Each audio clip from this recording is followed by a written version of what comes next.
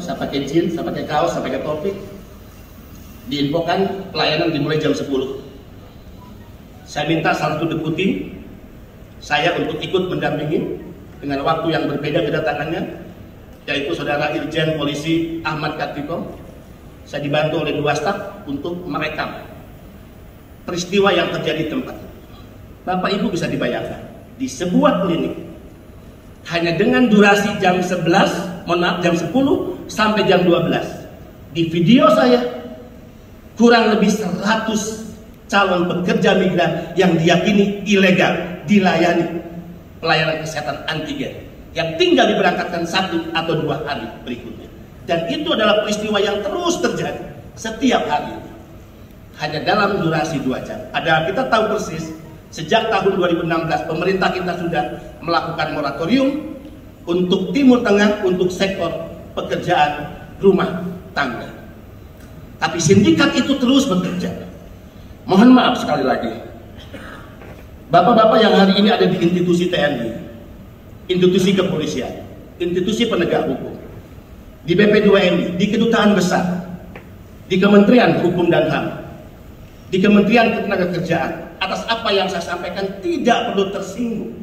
Karena kami dan kita percaya, jika bicara institusi semua kita pasti berorientasi tegak lurus pada kepentingan merah putih dan Republik. Tapi jika bicara orang brengsek, para pengkhianat Republik pasti ada dimanapun mereka bekerja di institusi kenegaraan itu.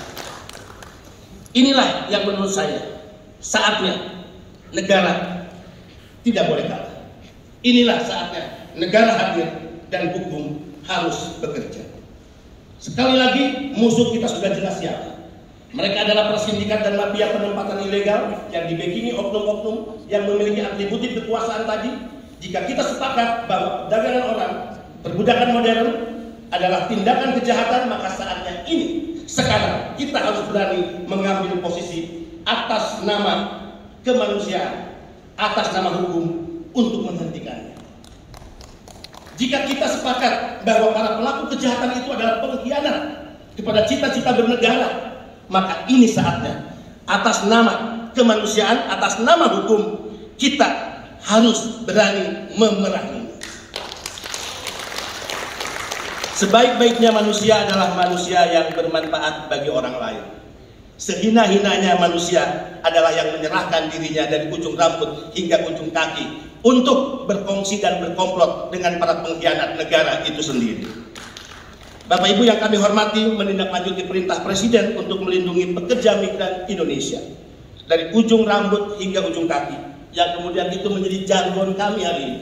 Lindungi pekerja migran Indonesia dari ujung rambut ujung kaki dengan mengacu kepada tugas dan kewenangan sebagaimana dimandatkan undang-undang serta bekerja dengan penuh keberpihakan dan atas dasar kemanusiaan.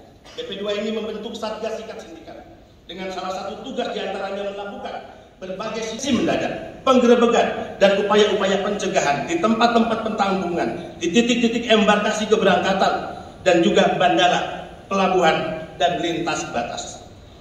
Alhamdulillah selama 2 tahun terakhir, sejak saya sebagai Kepala BP2MI, Satgas BP2MI telah menyelamatkan 1.318 calon korban perdagangan orang dari 28 kali penggerebekan, yang 24 kali penggerebekan saya pimpin langsung di lapangan. Ini dilakukan oleh BP2MI Pusat dan juga oleh BP2MI Daerah selama 2 tahun. Bapak Ibu hadirin, untuk semua yang saya sampaikan tadi, kita harus prihatin, kita harus menangis, tapi kita harus melakukan sesuatu. Program dan kegiatan sosialisasi, diseminasi informasi terus dilakukan secara masif oleh BP2MI. Koordinasi dengan para pemangku kepentingan, kementerian lembaga, pemerintah daerah dan stakeholder lainnya terus kami perkuat. Tata kelola penempatan dan perlindungan pekerja migran Indonesia melalui berbagai regulasi terus kita lahirkan, dan berbagai bentuk pelayanan dan fasilitas untuk PMI sebagai pahlawan devisa dan warga negara VVIP sebagaimana menjadi komitmen BP2MI terus kita hadirkan. Di saat yang sama kami juga berikhtiar untuk memperbaiki tata kelola penempatan PMI, di antaranya melalui program evaluasi kepatuhan P3MI di sektor perikanan, kelapa sawit dan pekerja rumah tangga yang sedang dikerjakan oleh Satgas. Pendidikan dan pelatihan terus kita tingkatkan untuk melahirkan pekerja yang terampil dan profesional, memiliki keahlian dan keterampilan sesuai sektor pekerjaan yang menjadi pilihan, memiliki kemampuan berbahasa asing yang kuat, dan fokus pada penempatan sektor formal yang memiliki skill dengan terus menekan dan mengurangi penempatan sektor informal yang low skill. Ini menjadi fokus BP2M.